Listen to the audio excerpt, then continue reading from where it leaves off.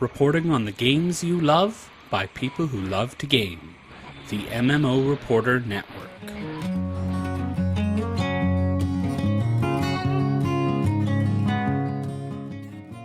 You, my friend, are listening to the Happy Hearthstone. This show is brought to you by Doghouse Systems, who make some of the best gaming PCs on the planet. If you want all the benefits of building your own computer but have no clue where to start, go ahead and let our friends take care of you. Check them out at doghousesystems.com and use the code MMO Reporter for a free 128GB solid-state drive upgrade. And by Audible, the best audiobook program in existence. If you have any kind of commute or just wish you read more, I promise you this, Audible is the solution. Go to audibletrial.com/MMO Reporter to download a free audiobook today. Hello and welcome to episode number 86 of the Happy Hearthstone podcast, the longest running Hearthstone podcast in the history of space and time and cards. I'm your host, Andrew Brown, and this week I am joined by probably the shiniest, best member of our entire community, and I'm super honored to have him. I'm joined by Josh. Josh, how you doing, man? I'm doing really well, Andrew. Thanks for asking. How are you doing? Of course. I'm doing great. Now, usually at the top of the show, we want our guests to introduce themselves. So for people who might be a little unfamiliar with you or what you've done, in the Hearthstone realm, just tell us a little bit about yourself. Yeah. So I've been playing the game since alpha. Oh, wow. That's a long time. Yeah. I'm pretty proud of that. It's fun. Let's see. I've been playing pretty much nonstop since then. I'm really into just casual play. I just get ranked up to, 15 or 12 or whatever, just to get my chest. And then I like Arena, but if I must confess something. Mm-hmm. So I have an Arena deck that I've been sitting on for about a year. That's that's a good hot second right there. So I didn't realize what I was doing until like 3 months in. And then since then, like an expansion had come out, and I was like, "Whoa, this deck is going to surprise people because there's none of the new expansion cards." And I was like, "Wait, if I wait even longer, it's going to be really freaky." And so then it's just been like a challenge to myself. I've been holding on to that deck, and I don't know. I'm going to save it for years and then pull it out, and people are going to be so confused. So you don't have any of the new cards since a year ago. Yeah, in that deck. I mean, yeah, I'd have to pull it up and see when the last one here. Let me pull it up right now, actually. And that would be really hard to pull off since the newest expansions actually come up more frequently in those decisions. It would be almost near impossible. Because is Arena Wild? I forget. It is, okay. Yeah. It includes all the cards except a few that they removed because they were pish-posh, basically. All right. So there is Death Lord here. So Nax is in there. Nax is in there. King Zealec, that was Grand Tournament, right? That was Grand Tournament, yep. Got that Joust. Yep. So Mufla's we're talking Champion was Grand Tournament too? That was, yep. All right. So we might be missing League of Explorers on from there? Yeah, that's what it looks like. Wow. So I'm just gonna hold on to it forever. It looks like actually a pretty terrible hunter deck, so I'm sure I'll just go 0-3. Oh, I actually have one win with it, so I'm going to go 1-3, I'm sure. At least it's not a 0-win run. That's true. So it sounds like you might know this game pretty well. Is that fair to say, Josh? Yeah. I mean, I know it pretty well. I mean, some of your listeners may actually know me from, the last 4 years of this podcast, actually. Wait, what? Yeah, I've actually been on this podcast for 4 years, Andrew. So I'm hoping some of your listeners have picked up on me by now. Whoops. Well, this is awkward. Oh, how the tables have turned, Andrew. We might need to explain what exactly is going on here, Josh. All right, let's do it. All right, so I've got a bit of good news, some bad news, and some good news. So it's kind of like a good news sandwich where like all the meat and veggies in the middle have just gotten totally gross. Like it's like the bread looks awesome, but in the middle is just this garbage.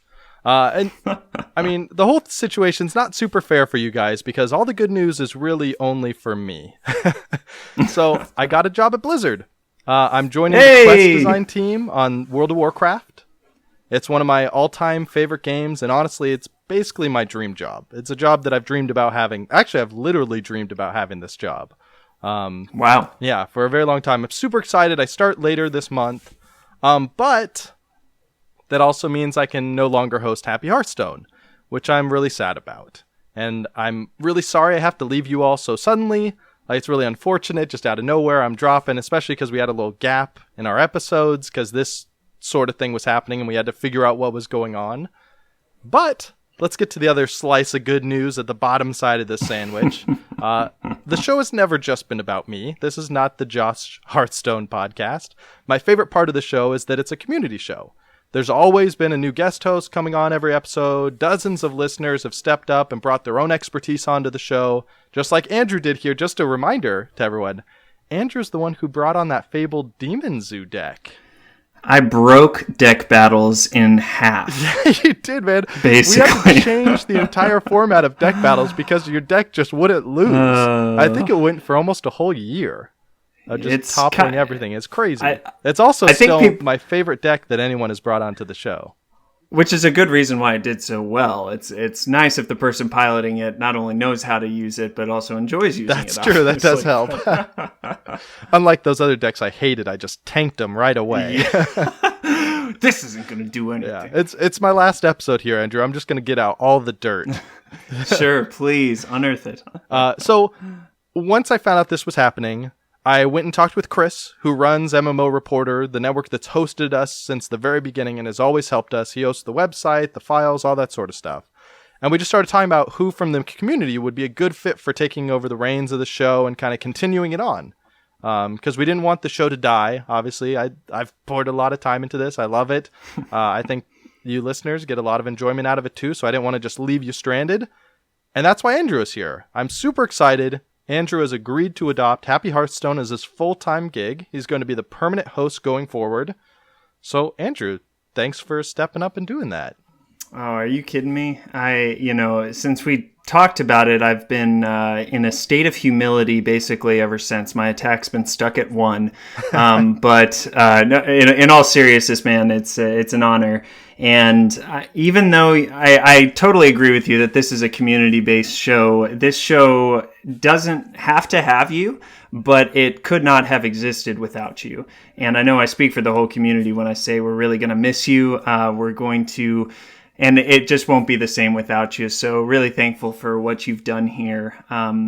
Now, I want to address the elephant in the room. I almost said elephant in the closet, but that doesn't really affect things. Well, that's even scarier, man. An elephant bursts out of a closet? That's terrifying. I guess an inflatable elephant could fit in there. But anyway, there's always the question of how much is going to change. And if you've ever listened to a podcast where a host shift around or anything like that, you know that especially when you're talking about stuff, things can change. And the answer, at least immediately right now, is that not a whole lot really is going to change. I totally agree with Josh that at its core, Happy Hearthstone is the greatest community-driven Hearthstone podcast that exists. And it's been the focus from the very beginning, and it's going to continue to drive the show into the future. All of the different fun episodes that you've come to know and love, especially the deck battles and card reviews and stuff like that, they're all still going to keep happening, and we're going to have a lot of fun. There's going to be a heart of optimism, thankfulness. We want to keep things light. We want to keep things happy. Otherwise... wouldn't be much of a happy Hearthstone, man, would it? And we were actually talking it the angry, depressed Hearthstone. I don't know if you could trust me if that were even on my radar, but not in my kitty. Actually, Josh and I were talking before the show about Strengths Finder, which is kind of this self-awareness tool that a lot of people use to kind of look at what your strengths are. And there can be things like, you really enjoy and get fueled by winning people over, or maybe it just comes naturally to you to have a lot of faith in people or to achieve goals, stuff like that. And one of my top 5 strengths is positivity. So I think you'll find that it's just natural to me to talk about what's fun, to keep things optimistic. If you want the salty, angry stuff, you can go to Reddit any day of the week and you'll find plenty.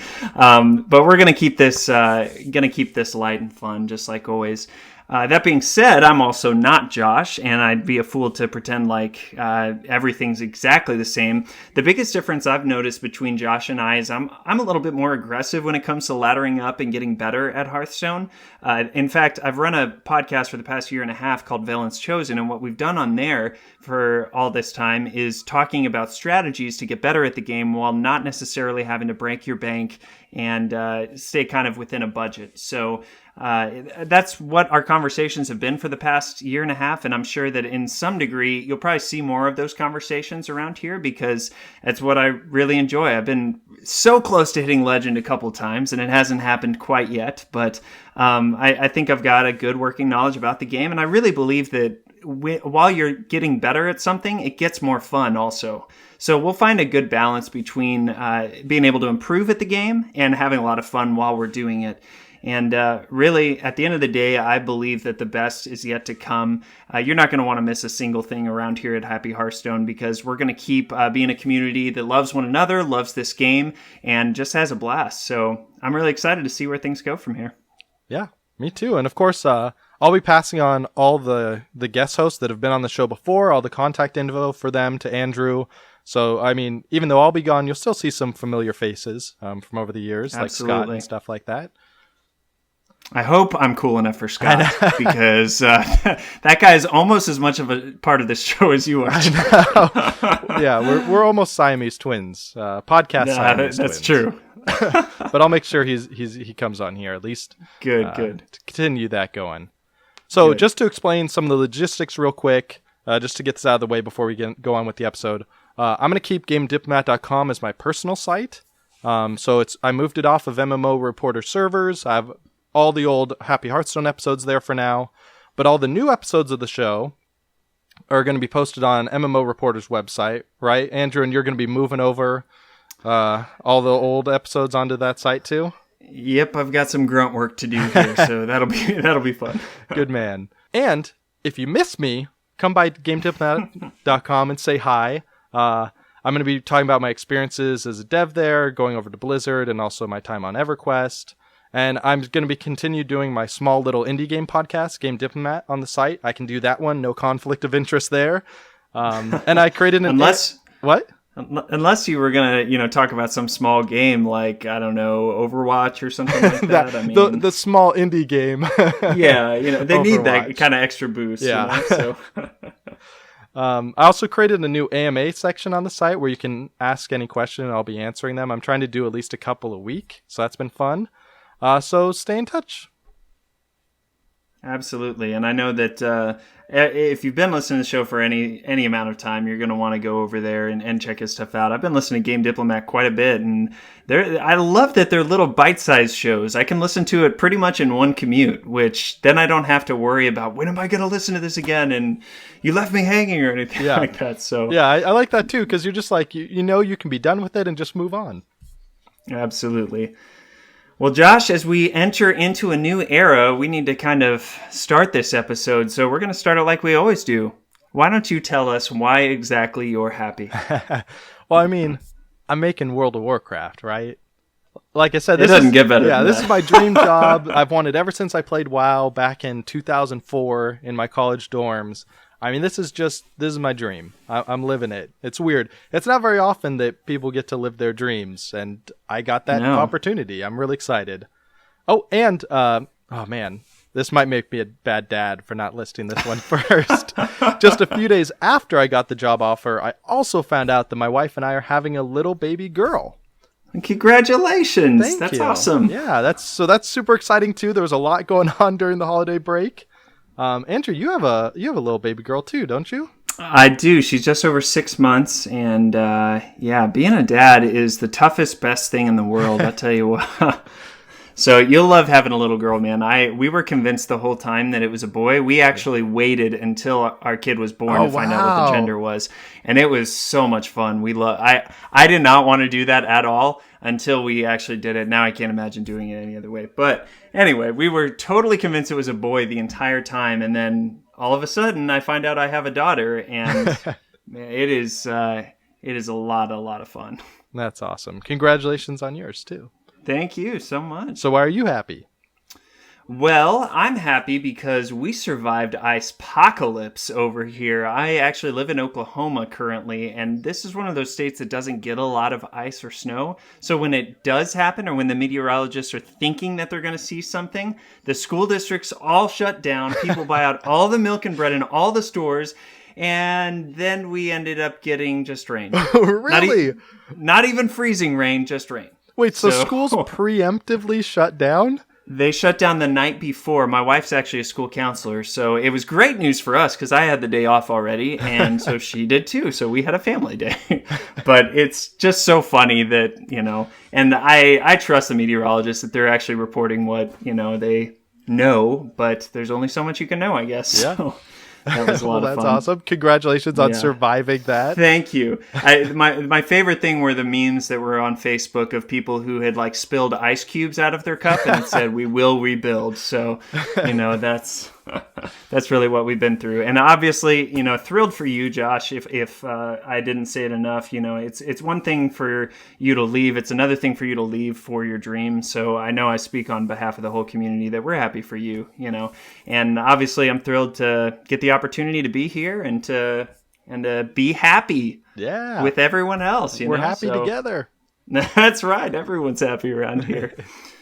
Well, let's talk about some news. There honestly hasn't been a lot happening, even though it's been a few weeks since the fabled Mean Streets 4-hour marathon episode. I don't know how you kept your eyes open during that one. Yeah, you guys were losing it for a while there, but but in that time, really the biggest thing that's happened is there's been a lot of conversations from the game developers of Hearthstone, namely Ben Brode, Mike Danaeus, and Dean Ayala, who's otherwise known as Ixar.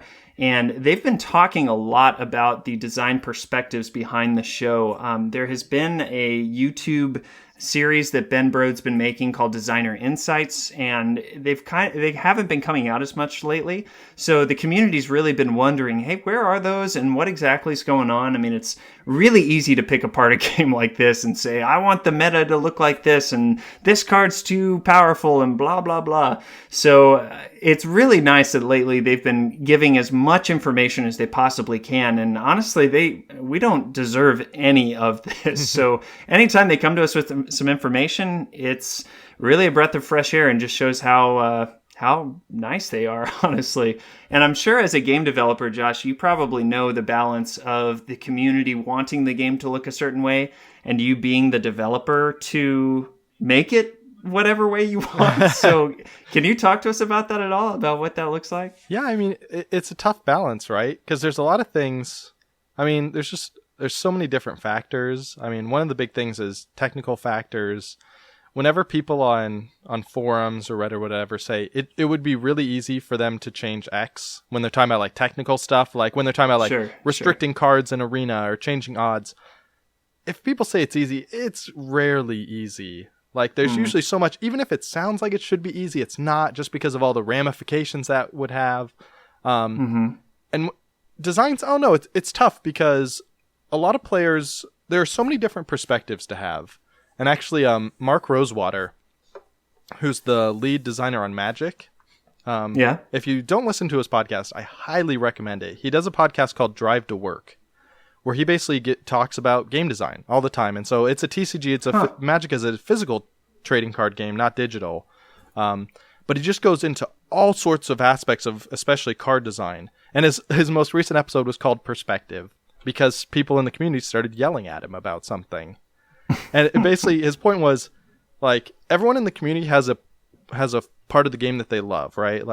You're into laddering, that sort of thing. Ryan, who's come on the show before, he's really only into arena. So if there's this one card that's overpowered in arena or whatever, to Ryan that's a really big deal, and it's the thing he cares about most. But someone that doesn't care about arena doesn't care about it at all. And designers have to be able to take all of that in. And when there's limited resources of what can be done in today, sometimes you just have to decide that issue that is affecting arena isn't as big of a deal as something that's affecting ladder. We just can't afford to care as much about that. Right. And so it's just this tough balancing act where something that seems really important to you isn't necessarily important to the health of the game.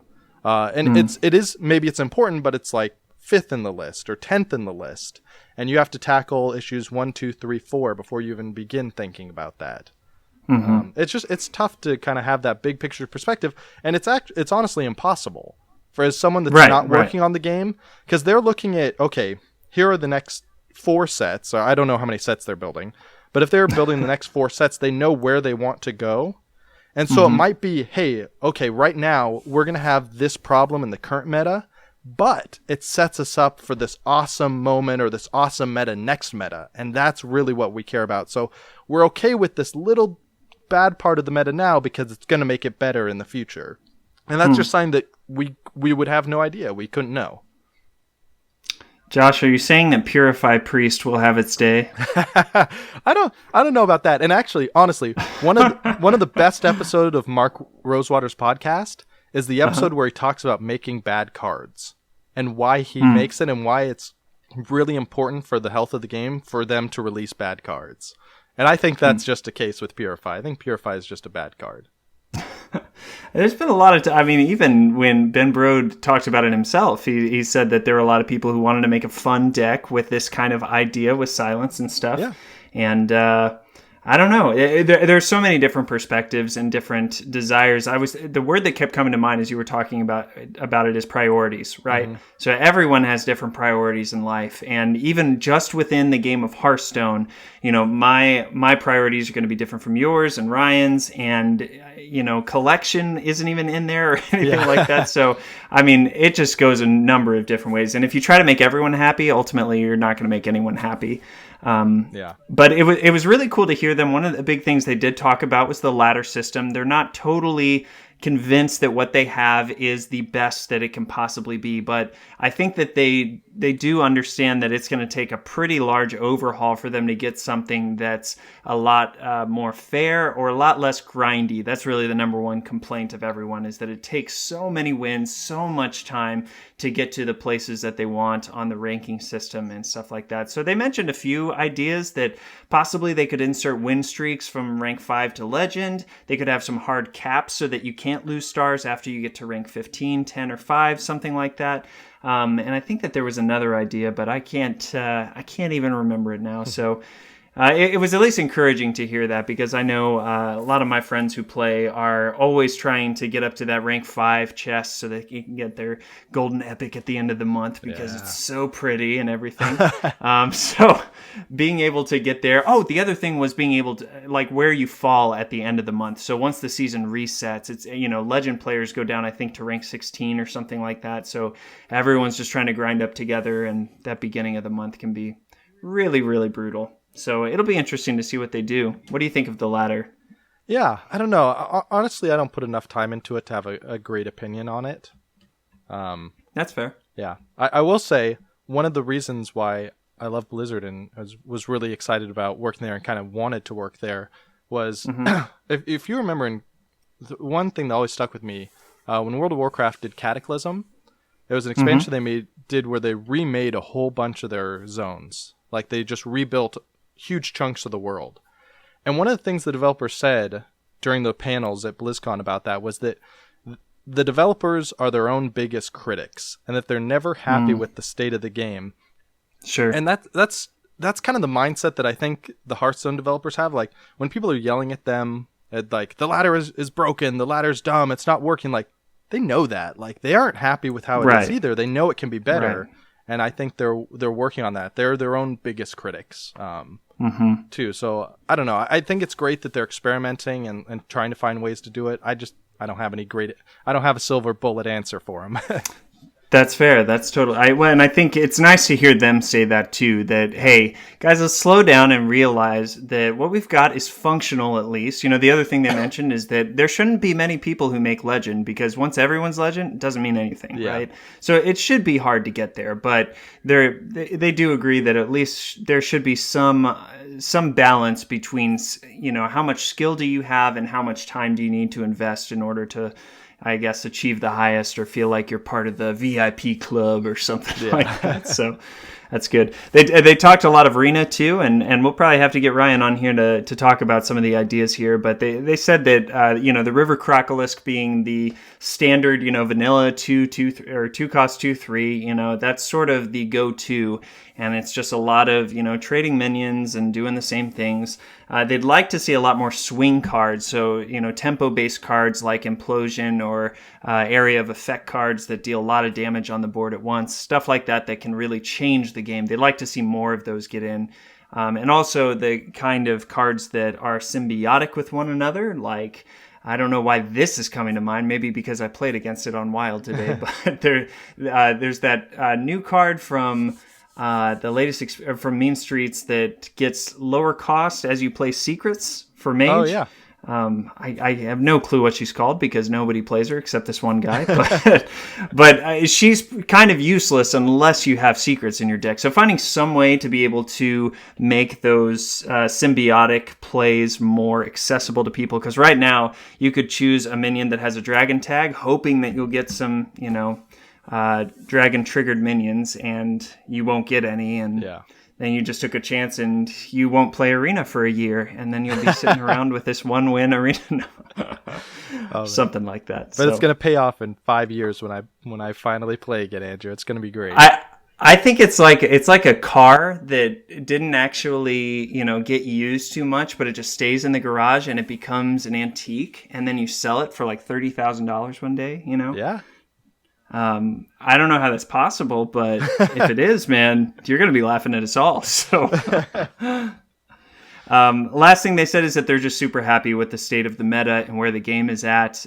They were saying that win rates for the highest decks are right around like 52%, which if you're not familiar with statistics and stuff for the meta, that's actually really, really good. You think about days when decks have been just completely oppressive, stuff like Face Hunter or Secret Pally and, decks like that. A lot of times you begun the game, you haven't even seen what you're drawing, but you're up against a paladin and you're going to lose. There's not really a deck that does that necessarily where it's absolutely unbeatable. So it's nice to see that, and nice to hear that they have a lot of data backing them up too. They have their own inward secret data from Blizzard. You'll have to give us insider secrets next time, Josh, or something. I highly doubt they'll let me do that. I don't want to get fired from my job immediately after getting it. Yeah, okay. We should just let you work. You could just imagine me though, like a month from now, I'm just gonna be sitting in a room surrounded by screens with tons of data about decks, just laughing, rolling on the floor. In my if wealth only of they data. knew. Basically, I'm going to find a way to do like a Scrooge McDuck dive into the data. There you go. That's exactly what you should do. Anyway, so lots of stuff there, lots of good stuff from them, and it sounds like we're going to even have more information from them going on to the future. If you want to see a full broadcast, Ben Brode and Ixar were on Twitch doing a live question and answer session. If you'd like to see that, we've got the link here in the show notes, and you can find that on Game Diplomat, soon on MMOReporter.com. And Josh, we talked about how's the best way to send you off. Obviously, we've still got people who are crying profusely since the very beginning of this episode when they found out, and they can't stop. So I'll be disappointed if like 4 car accidents haven't already happened at this point due to this announcement. This is going to make news. I mean, it's going to be big. But as we talked about it, we thought that the best way to send you out is with a good old-fashioned deck battle here on the Happy Hearthstone. What do you think, bud? Man, I'm so excited about this. So I love doing deck battles, but it's always just kind of bummed me out that like I'm always just playing whatever deck has won. Like I never got to bring my decks onto the show. I did for the very first episode. I brought my deck against Dan's Beastmaster Hunter deck, and the arrangement was whichever one won would be the deck to go on, and his deck just crushed me. So I didn't even get that one. So I'm excited that I get to bring on, a deck, maybe even more than one deck today. We do have a few twists and turns. I mean, if there's any episode we're going to make some exceptions for, it's this one. Good man. If you're unfamiliar with our deck battle episodes, we do these about once a month, and a guest normally comes on here and brings their favorite deck, and we'll talk about how it works, what cards are in it, why they like playing it, and it all goes down in a best of 3 battle against me, and I'll get to bring the current reigning champion deck of the show, which, had it not been for the Happy Hearthstone Hall of Fame, would still probably be my Demon's Zoo deck. So thank you for innovating and creating that. And if someone's able to beat 3 challengers in a row, then they will be inducted into that Hall of Fame, and everyone will clap and cheer, and everything will be great. Yeah. So the defending deck right now is Jarrett's future-proof Tempo Mage, which is set for the next expansion, which I guess is in April or something like that. So if you're interested in hearing more about that, you can go to episode 83 of Happy Hearthstone and check out the full guide and all the cards, substitute suggestions, and all of that. So Josh, I asked you if you could just make the Joshiest deck possible. So what kind of thing have you created here? All right. So, all right, I'm going to be totally upfront. I'm bringing 3 decks onto this show, Andrew, and you can't stop me. Whoa! And if we're talking Joshiest deck, it's got to be my Super Greedy Priest deck. That all just has all the weird synergies, heals, Inner Fire, Divine Spirit, all the cards that I never get to play in real decks, but I just love so much with all of my heart. Because if I could just play Priest for the rest of my life, and I don't want to play this fancy dragon priest everyone's doing, right? I want to play the weird, quirky priest that's playing all the cards that counter very specific cards, just so that I can ruin your day.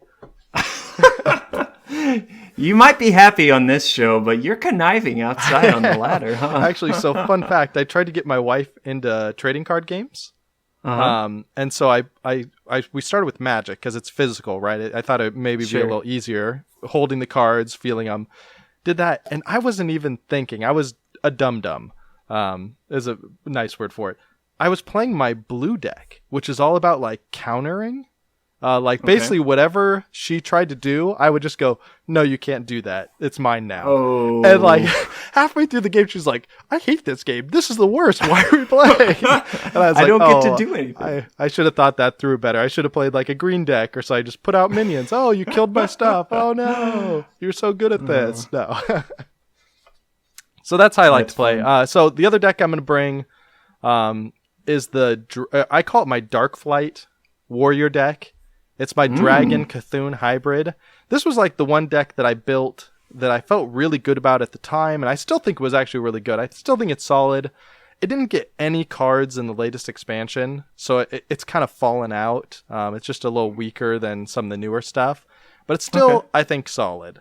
And it's a really fun deck for me. It's half dragons and dragon synergy cards, then half Cthulhu, and then Cthulhu synergy cards.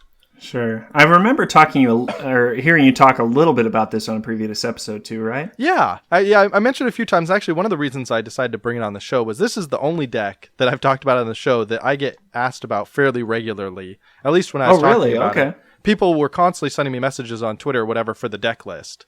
And so I'd always send it to them, but it seemed like it was a deck that people were even kind of interested in. So I figured it'd be nice to finally give the deck list and talk about it a bit. Awesome. Well, talk to us about what are the strategies for this Darkflight Warrior. How does it win? Yeah, so it's kind of a late game deck, but it's not late game like standard control Warrior, which is just like a ton of removal and armoring up and just outlasting and going into fatigue. This is about throwing bodies on the board constantly. The idea is by using both the Dragon deck and the Cthulhu deck. Because both those decks have some suboptimal cards, especially on the Cthulhu side, that you just have to throw in there because you need Cthulhu cards. But having both of those lets you basically choose only the very best and the ones that are kind of focused on just getting hyper value. So things like the Blackrock Corruptor, Alex Strauss's Champion, like cards that are just, when you look at the straight stats, are just OP. So you try and get as many of those in your hand. And then you use those early on to kind of stay alive and force them to use removal. And then when you get to the end, you just have tons of dragons. And then you're just dropping fatty after fatty after fatty to the point where they've already used their removal in theory before then, that you just eventually overwhelm them. Okay. It's not the best plan. I could tell by the way you said, okay, you weren't sold on this plan. Well. So I was thinking the really competitive Dragon Warrior deck is very dependent on a good curve, right? Yeah. So if you have the 4-cost dragon on turn 4 and the 5-cost minion on turn 5 and the 6-cost, like if you have the perfect curve, it's kind of unstoppable. Yeah. And you've got enough early minions and I guess tools in the early game here that if you can get the right cards on the right turns, I don't think there's any way that you can come up against it, honestly. Yeah. I mean, those are like the great games, right? Where everything falls into play and you're just like, I'm unstoppable. This is amazing. But for every one of those games, with this deck, the biggest downside is you're going to draw all Dragon Synergy cards and only Cthulhu cards. Or all Dragons and then Cthulhu Synergy cards. There's been so many games where you're sitting there and your Cthulhu's at 8/8 and you have 2 Ancient Shield Bearers in hands and you're like, dear God, please just let me draw anything that buffs Cthulhu. Then it's like, oh, did you want Alexstrasza's Champion? No, I wanted you on turn 1. Where were you? I mean, there's just so much combo in this deck, and because it's 2 different strategies mashed together, that's also why it's super minion heavy. Because I tried it with stuff like Shield Slam and stuff in there, which is really good. The trouble is, if you start cutting any of the synergy cards from either side, you just have so few that it's really unreliable to proc them.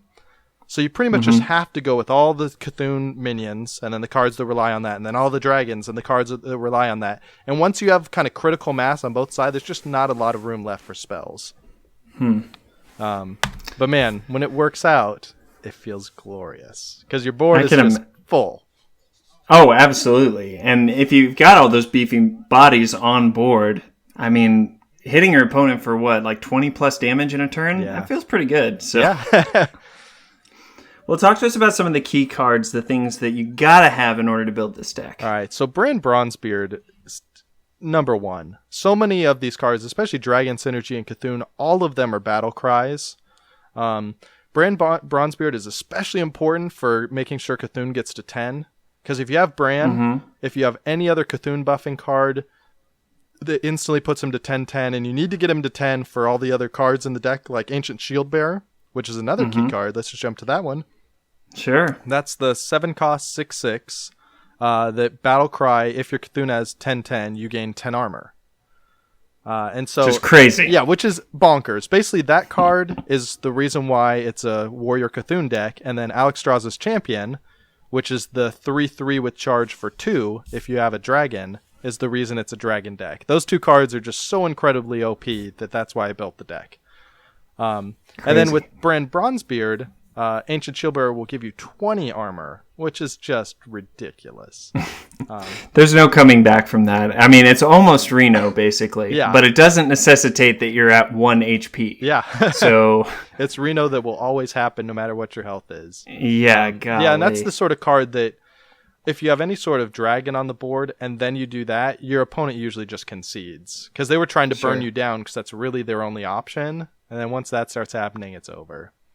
And also, fun, Brand's Bondbeard is 3 and Ancient Shieldbearer is 7, so late game it's the perfect combo. You can play it without having to wait a turn.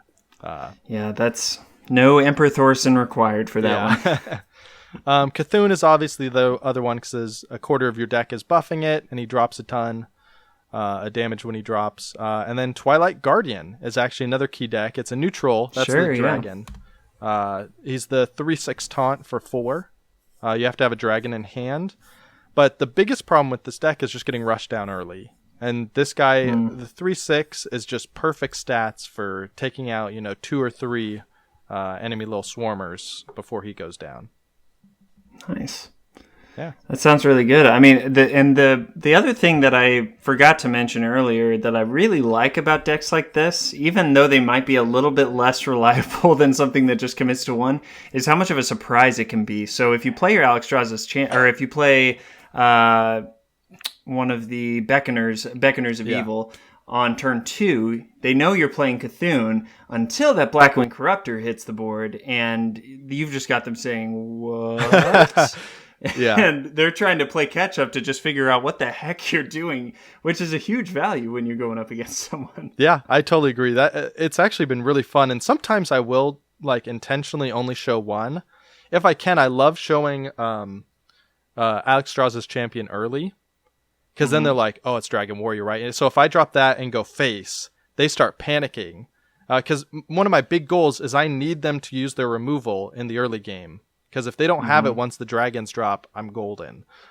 Sure. And so by throwing down Alex Strauss' champion early and hitting face or something like that, it just triggers them like, uh-oh, this guy's going to try and rush me down with Dragon Warrior. I need to start removing. And so they'll start using their removal to deal with little things like the Blackwing Technician and stuff like that, just because they're worried that I'm trying to rush them down.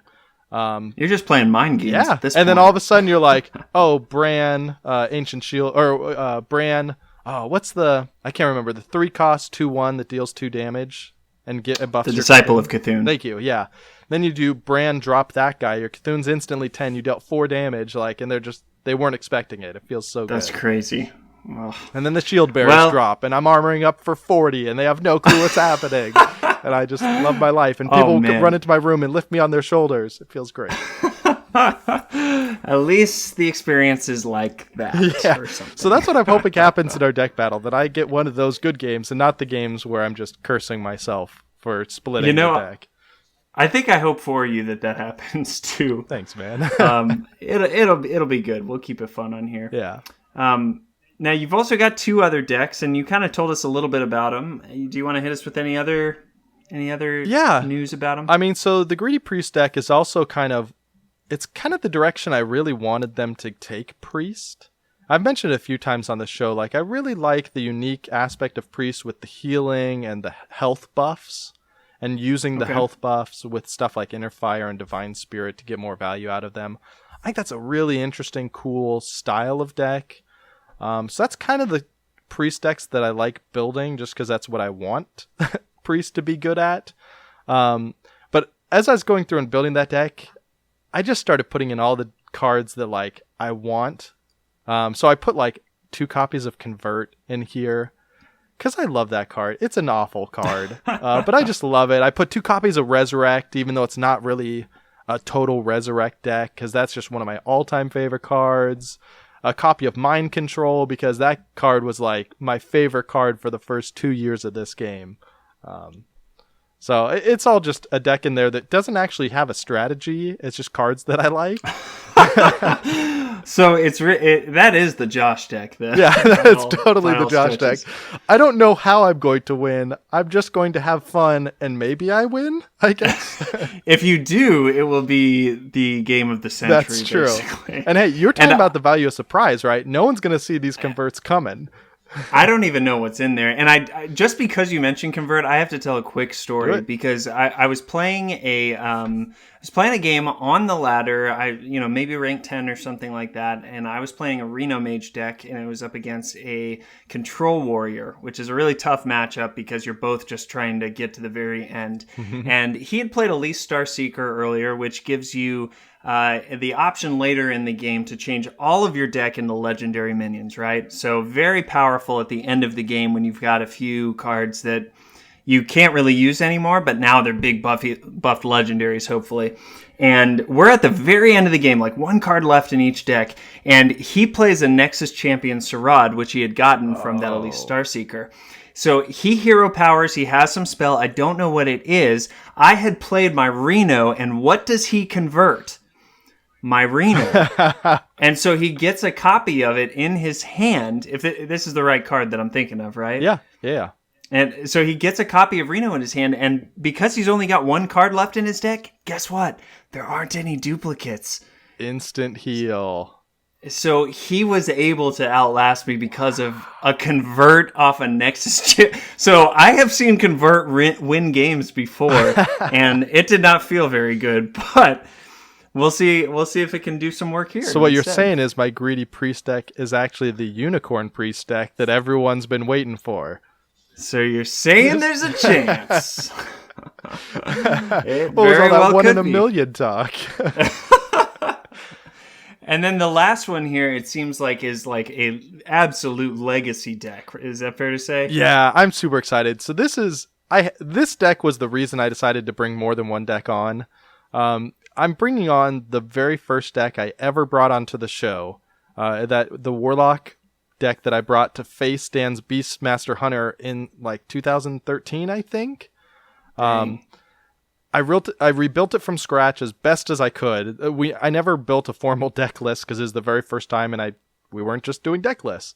So I looked at the screenshots and based it on cards that I know I loved at the time, like Gurubashi Berserker and Frostwolf Warlord, Senjin Shieldmaster, Cult Master, also one of my favorite cards of all time. So it's kind of like a really bad zoo deck because it's only the basic classic cards, and it's kind of what people were trying to do before there were enough cards to make a real zoo deck. Sure. So I'm super excited. It's the first deck I ever brought onto the show. It's going to be the last deck I play on the show. Just Crazy. feels right. It's the way it should be, right? Oh, and I also threw in one very special legendary. It's the first legendary I ever opened, and I've opened 4 copies of it so far. So Holy cow. I feel like it's integral to my Hearthstone experience, and I'm really, really hoping I draw it because it's good fun. It wants to be played, and I don't even know what that card is, so I'm eager to see what it is. I know. I'm hoping that we could talk about it after the show because we played it and it just changed everything. I really believe. All right. Well, we should get to it then. So the way we'll do this is obviously different from our typical deck battles, but we'll do the Dragon Cthulhu Warrior versus the Future Tempo Mage. We'll do the Greedy Priest versus the same. And then in a match of the oldest school possible, we'll have Josh's Old School Warlock and I've rebuilt Dan's Beastmaster Hunter. So we'll see how these decks have held up over, eons and eons of time and see how they go. So Josh, are you ready for your first deck battle as a challenger and your last deck battle, as it were? I'm ready, man. Bring it on. Let's do this. You're going down, Andrew. Yeah. I'm finally going to get vengeance on Dan. You're his surrogate. Just channel all of the anger that you felt back then when you lost the very first one and use it to your advantage I now. will. I'm full dark side now. I don't have to be happy anymore. I'm the evil Hearthstone. That's right. That's right. All right. Well, we're going to go play these real quick, and then we will be right back.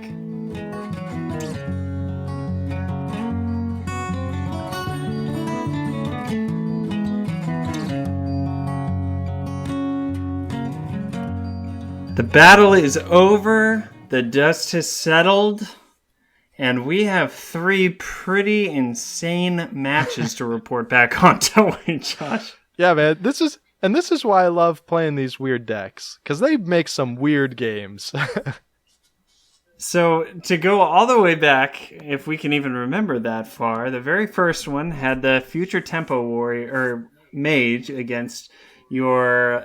Man, I can't even remember the cool name for it. The Darkflight Warrior. Deck. And in that one, the Mage prevailed with exact lethal.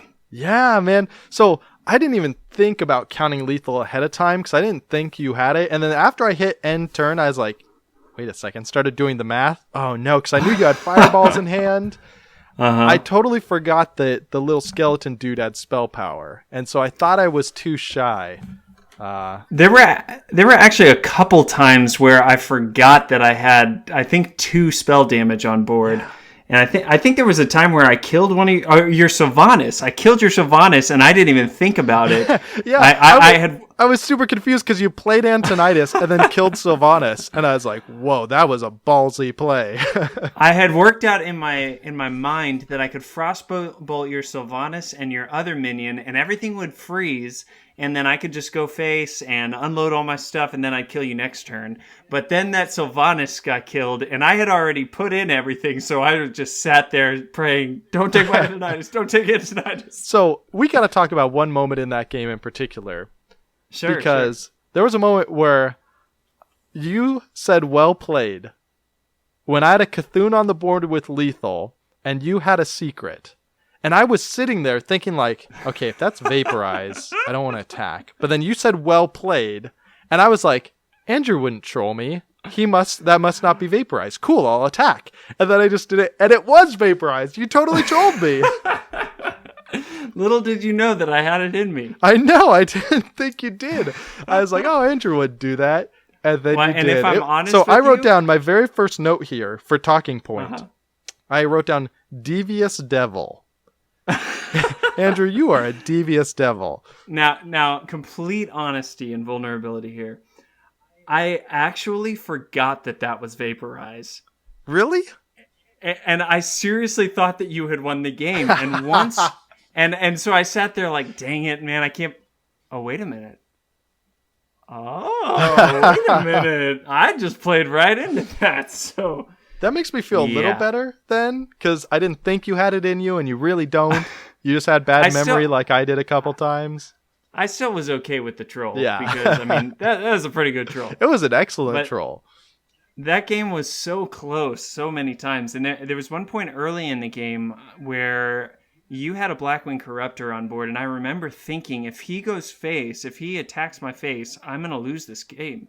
And I think I just managed to get enough value out of the Kabbalist tomes. I mean, those were the breadwinners of that match. Those were crazy. You had so many polymorphs right when you needed it. Like it flashed back to Paval, right? When I drop you Sarah, right. And then you play Kabbalist polymorph on me. The polymorph, yep.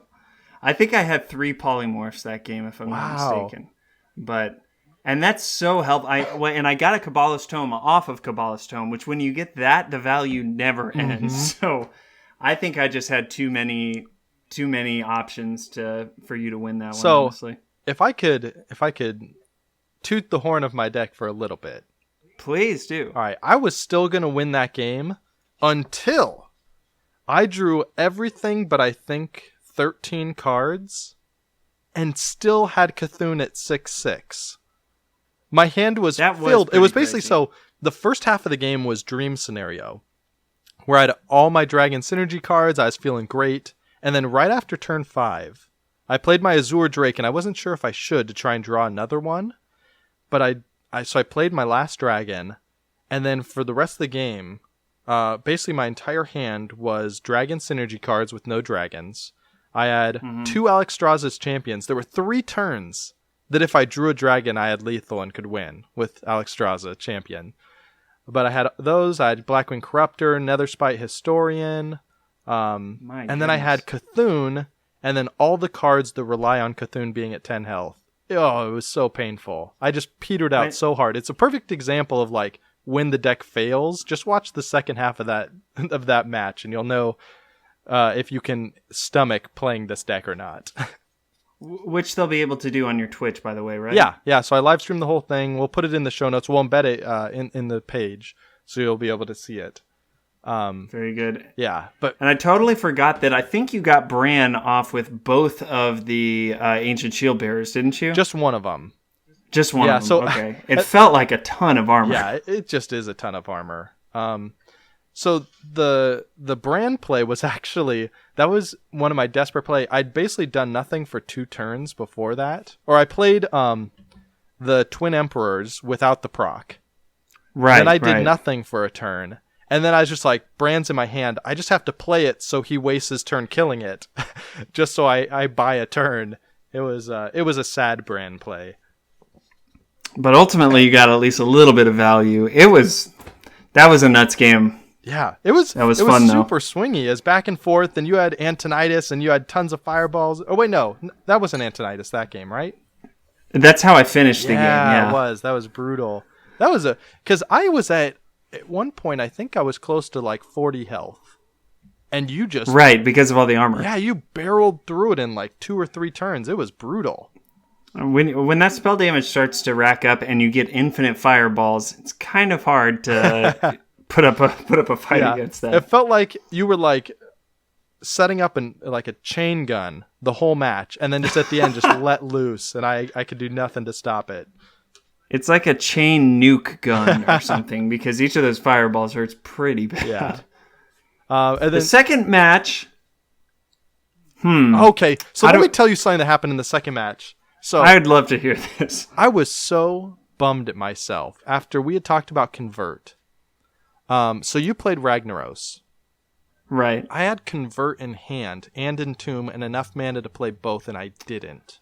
Oh, no. And like, Ragnaros would have been the perfect play next turn. Like, it just would have been so perfect. But I had the Convert from the beginning of the game. I got it in my mulligan. And I had just set it aside in my mind as being, this is for Antonidas. And so I just forgot about it. And the whole time I was just like, oh, I could have, we'd spent so much time talking about convert. I could have had the perfect convert play where, like, talk about a tempo swing, steal their rag into your deck, and then put a Ragnaros into your hand.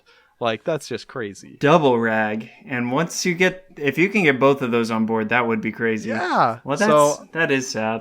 That's what the deck was built to do, and I just couldn't do it. And then your stupid polymorph again.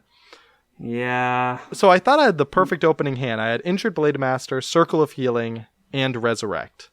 And I was like, okay, this is great. Then I drew another Resurrect and Onyx Bishop. And I was like, this thing needs to die. Just please die. Like, I need to bring it back 10 times. And then right when it's getting close to dying, you polymorphed it. Yeah, I couldn't let you do that, man. And then it paid off when you played an Onyx Bishop and your little sheep came back. I know. It was just so depressing. I'm sorry. Did you laugh out loud when I played the Onyx Bishop? I laughed out loud when the bell rang and the ba rang right behind it. So, yeah, I think that deck does look like a lot of fun, and you can tell it's all of the fun, super greedy stuff. But I think a little lack of playing maybe hurt in the long run there. Yeah, I guess. and I mentioned this on my stream too. I didn't play test with this deck at all. I built this deck yesterday when we decided this is what we were gonna do. Right. So I was like, all right, I'm just gonna build a priest deck. And so I just built a priest deck and just went through and just clicked all the cards I liked. It was like, done. Let's see how it goes. Maximum fun. Very nice. And then the legacy battle, the old school Warlock versus Dan's Beastmaster Hunter. How did it feel to get back in the ring, dude? Again with this it felt one? So good. Going into it, I was like, all right, this is it, man. This is my chance. Like we kind of mentioned, as weird as like, I don't know if like maybe sports players have this sort of thing where like they go back and like play the same team 4 years later or something. Like I had that same feeling. Like this is a chance to redeem myself. I'm like Rocky and Rocky Balboa, right? Like I'm retired coming out. And all right, so let's talk about the legendary, because I was super excited that I drew it. Because we saw him. I drew him, Lore Walker Cho, baby. It felt good. Golden version too. I've opened 2 golden versions of him, and that surprised me. Yeah. So all right, so Lore how Walker did it feel Cho opening that as your very first? Well, yeah, you never see the Lore Walker Cho, so I'm sitting there thinking, this guy's so bad. And then I start looking at my hand, and I've got almost all spells, and I start thinking, oh my gosh, in order to take care of him, I have to, like, give him spells, which ultimately ended up hurting me in the long run. Yeah, I mean, it felt glorious, because one of the things we did on Happy Hearthstone for a while was we tried to get, like, screenshots and stuff of people killing mages with sheep. Like killing them with the tools that they gave you as like an extra insult, right? Sure. I tried to kill you with Unleash the Hounds. Like it got me the win because it let me kill your 1 health taunt guy with a hound. Right. But I really wanted to kill you directly with a hound.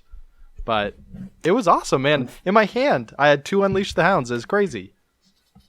And you used one of them to clear the taunt that stood in the way. Yeah. Of your minions just obliterating me. Yeah, that was the only thing that got me the win, so I played Unleash the Hounds for 1/1/1 hound.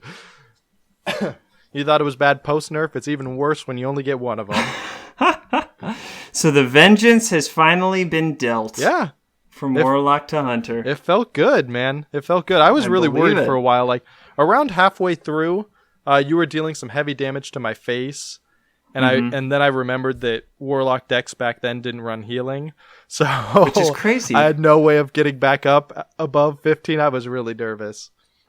Yeah, I realized that Hunter really had a huge advantage because I can just keep on unloading. I mean, and this runs a lot of smaller things like Arcane Shot and Explosive Shot. The misdirection was probably my favorite part of the game because that card is never played anymore. And it did work. You had a Chillwind Yeti on board, and that was it. And I was looking at my hand thinking, if I just play Misdirection, he's going to hurt himself, or maybe he'll just take out whatever he plays. And that was the turn you played Lore Walker Cho. So at first I thought, okay, either we're just not going to deal with him at all, or you're getting 4 to the face, which you ended up getting that. But I was so sad when I saw Misdirect. I was like, don't kill Lore Walker Cho. I know it's like the wrong tactical move, but just hit me in the face. We got to play with this card. He needs to have his day, and he did. The other thing that I forgot is that this deck runs the Beast, which is the legendary 6-cost 9/7 minion that gives your opponent a 3/3 when it dies. Oh yeah, And Sir Finkelton or something. Right, and it's such a funky card. It sat in my hand for most of the game, me thinking, do I play with this? Like, it's hugely threatening, but I had a feeling your deck was going to run Power Overwhelming and stuff like that, where you could trade into it pretty easily. And then I just paid 6 mana to give you a 3/3, which I didn't feel good about. So yeah. I don't know if that would have been the better move or not. Probably but not. Congratulations. I had 2 Shadow Bolts in my hand, basically since the start. That's right. And just nothing good to play them on. Yeah, those took out some of my heavier minions that I was trying to get back some steam with. No dice. So I will say one cool thing about this deck that is different nowadays, because as you play the class, you know how you unlock golden versions of like the classic and basic cards. Right. Mm-hmm. Almost the whole deck is gold, and so that was really cool. I'd never played with a deck with that many golden cards. It was really fun. And when you have an all gold deck, if you go second, you get a gold coin also. Yeah. So I must have had some in there that weren't gold because I remembered that, and I've never had the gold coin. And I got the coin and it wasn't gold. So I must have thrown something in there. You'll have to go back and play just one more match and sub out a few cards or something. Just so I can have the gold coin, yeah.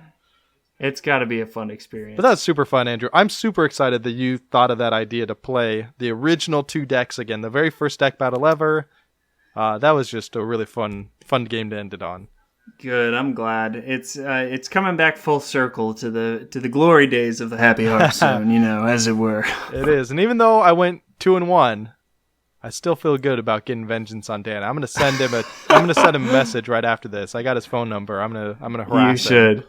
And Dan, I'm very sorry, but your deck just didn't hold up well, I guess. That's my excuse. That's what I'm going with. Hey, that's good. Andrew, as the new host, you're going to have many moments when you have to apologize to deck creators for not steering their deck to victory. So this is just first of many. Ugh. Oh, boy. And sometimes, sometimes it's not always your fault. Sometimes you're just faced up against a bad matchup. And then other times you're going to be like, wow, I totally could have won that game and I didn't. And you just know the deck winner or the deck builder is watching the game just shaking their head disappointed in you. I remember after leaving you with the Demon Zoo, I was on the edge of my seat every episode, thinking please play right, please play right, please play right. So there is by the end I probably did, but I'm sure I didn't at the start. Hey, at least you won them. That's true. That's what matters at the end of the day. Well, that's awesome. We're going to move on to our community section, which honestly we don't have a lot for. No iTunes reviews as of late. So be sure to jump on iTunes and just leave a quick review to let other people know that you enjoy the show. It's a great free way to promote and just keep it going there. But I did want to take some time in the community, Josh, for you to just share any memories that you have, really. I mean, what have been the pivotal moments, either highs or lows, of this show over the past 86 episodes? Oh, highs and lows? Wow. Let me ask a simple question like that. So probably the highest point of the show, probably the most fun, was pretty early on. I don't remember exactly when, maybe in the 20s. I got invited to Blizzard as kind of the first media event for Hearthstone because nobody was really covering it. And there were a couple podcasts and then a couple fan sites. One of the guys who made Hearthstone was there. Right. And then other than that, it was just small-time podcasters or streamers. Probably not even streamers then. Streaming wasn't really a big deal yet. So it's just us, and we got to play the game there, and they let us play, and we got to sit around with the developers like Ben Brode, and I'm totally blanking on Eric Dodds.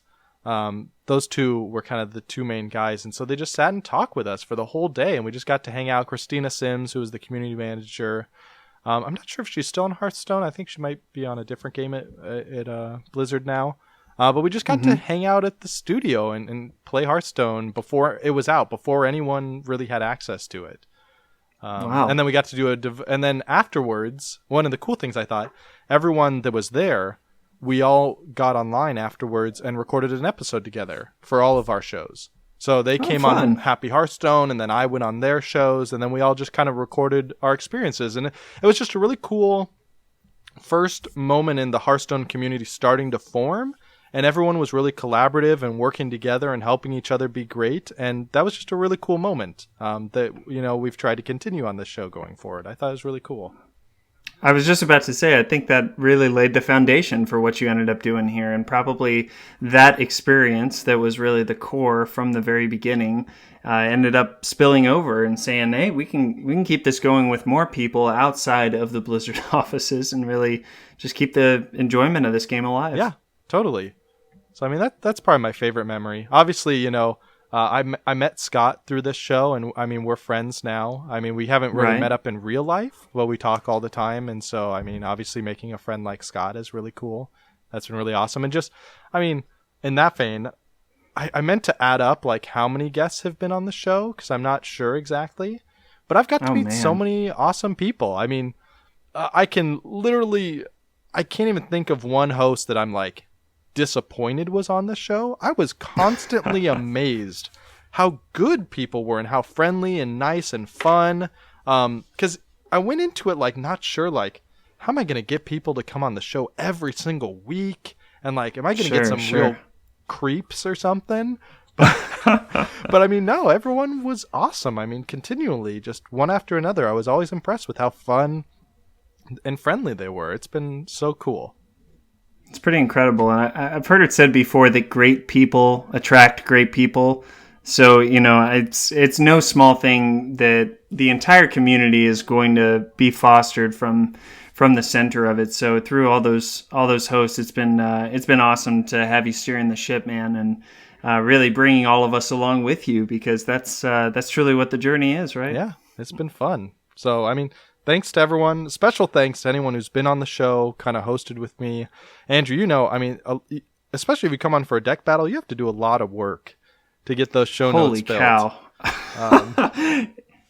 It is no small feat.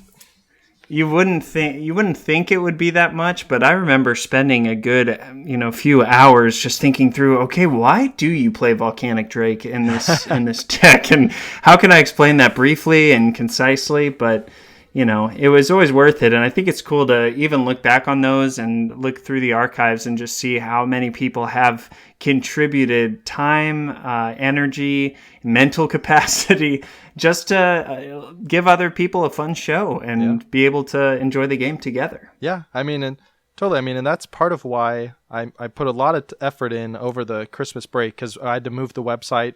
Long story short, we got hacked and all sorts of stuff. I had to recreate every single post from scratch.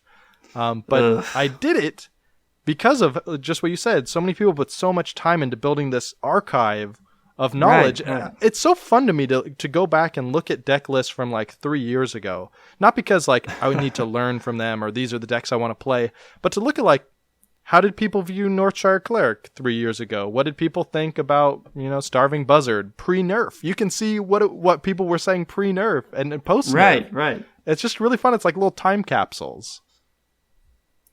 And it's cool for a show that's been around this long. I mean, not every show can say that, So it's fun to be able to go back and see what has been, and certainly the game is not dead by any stretch. No. So we've got a long ways to go now to see what's to come as well. Yeah. Well, Josh, there's this certain thing that you do on every episode of the Happy Hearthstone, and up until now, the card of the week has been chosen by the guest, and I guess technically you're the guest here on this, so I think it'd only be fitting if you chose a song or chose a card, and as I eloquently put it, gave us a little ditty, as it were. So, you mentioned this before we started recording, and I realized I did what I always hated. Where, like, I just totally forgot about the song. Because, like, probably more than half of the guests that come on the show forget that they have to sing a song. And so... Even though it's on every episode. I know it's on every episode, but, like, I think when you're so focused on preparing for the deck battles and stuff like that, or the guides, it slips your mind. So maybe you'll find a better way of reminding people, Andrew, because I was never good at it. Clearly, because I forgot to remind myself. I think it's part of the charm, though, of coming up with a song in on the moment fly. as well. Yeah. So I'm just going to make something up, and then we'll get into it. Does that sound good? Please do. Please do. This is the card of the week. It is not a weak card, because it's the card of the week. It is very green and blue, and there's a goblin on it, too. It costs 4 mana. Nothing rhymes with mana. Card of the week. I like how you really wanted to get some verses in there and stuff and make it a full-fledged song. Yeah, man, you can't go cheap on card of the week. If nothing else, like, if I'm not going to provide quality, I'm going to give you quantity. That's going out with a bang. I like it. Well, tell us about the card of the week, man, and why exactly you chose this as the card of the week. So we're going with the Greedy Priest theme, because as you know, those are my cards. And this is the card that I have loved more than probably anybody else since the beginning. I try and convince people this card is good all the time. And it is a 4-cost spell, rare, called Mass Dispel. And it says, silence all enemy minions, draw a card. So you're paying 4 mana just to silence enemy minions, draw a card, which Scott, is figured out is worth, I think, roughly 2 mana. So you're paying 2 mana to silence all enemy minions. And I just love this card. Partially, it's unexpected. There are a lot of cards worth silencing, taunts, death rattles, special effects. I don't know. Something about this card just really clicks with me. I think a lot of it has to do with kind of what we were talking about earlier, where it's just like, oh, you're setting up a game plan over there? No, you can't do what you want. Not anymore. That cool combo you wanted? Not going to happen. I think that if you took all of your love for this card, Josh, and set it right next to everyone else in the world's love for this card combined, I think that you would still have more. I'm just going to go out on a limb and say it. All right, so what would this card have to cost for you to play it? Oh.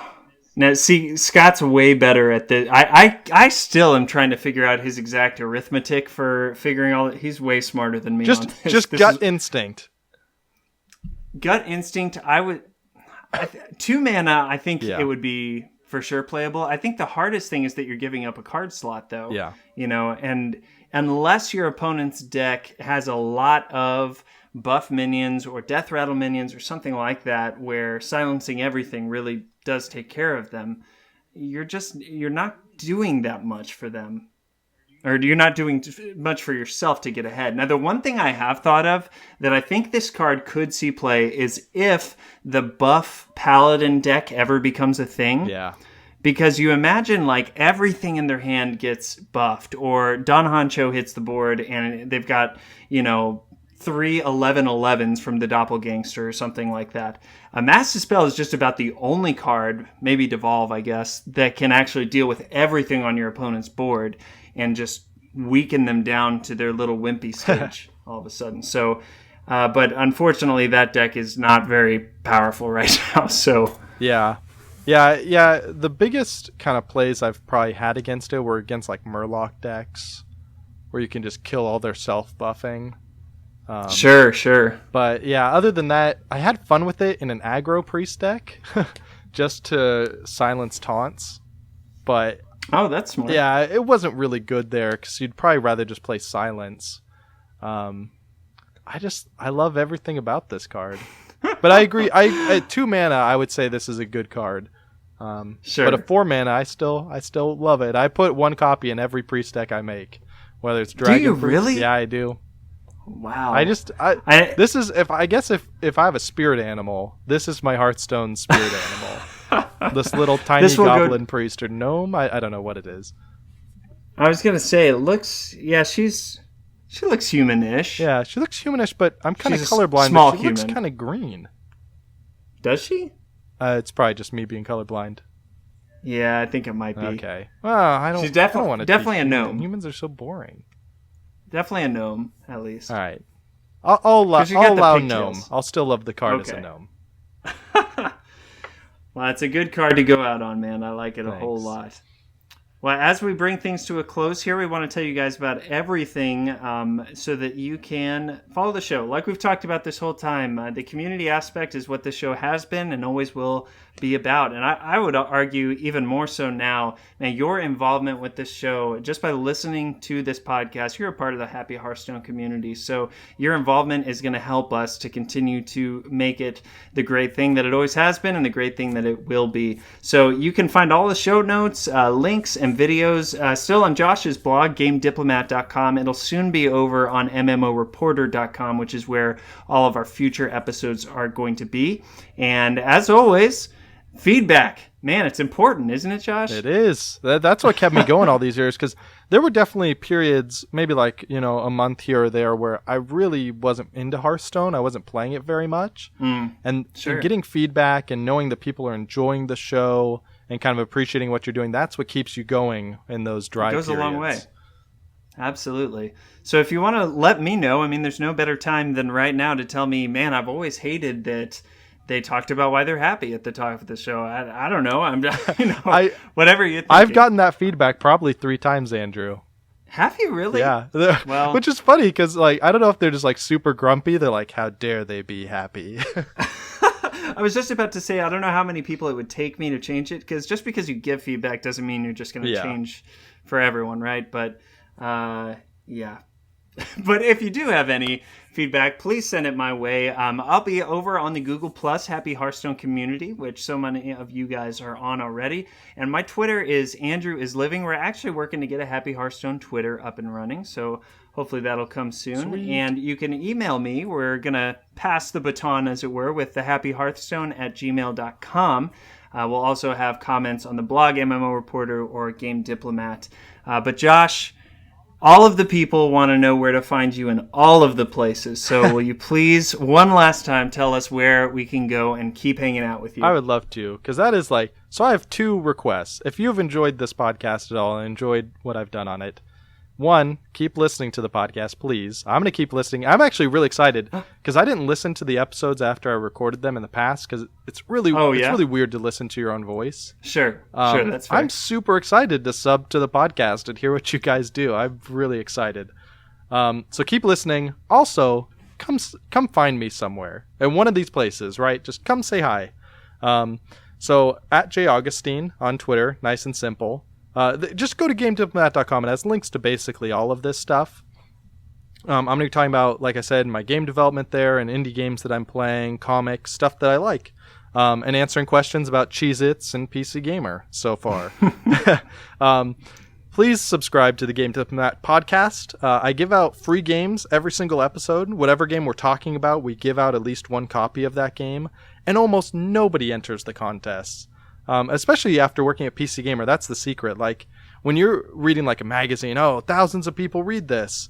Why would I enter this contest? Sure. We'd get 20 entrants. Your odds of winning are so good. And for these podcasts, contests that I'm doing, where I'm giving out free games, I get 3 people entering. You have incredible chances. Chances are never better.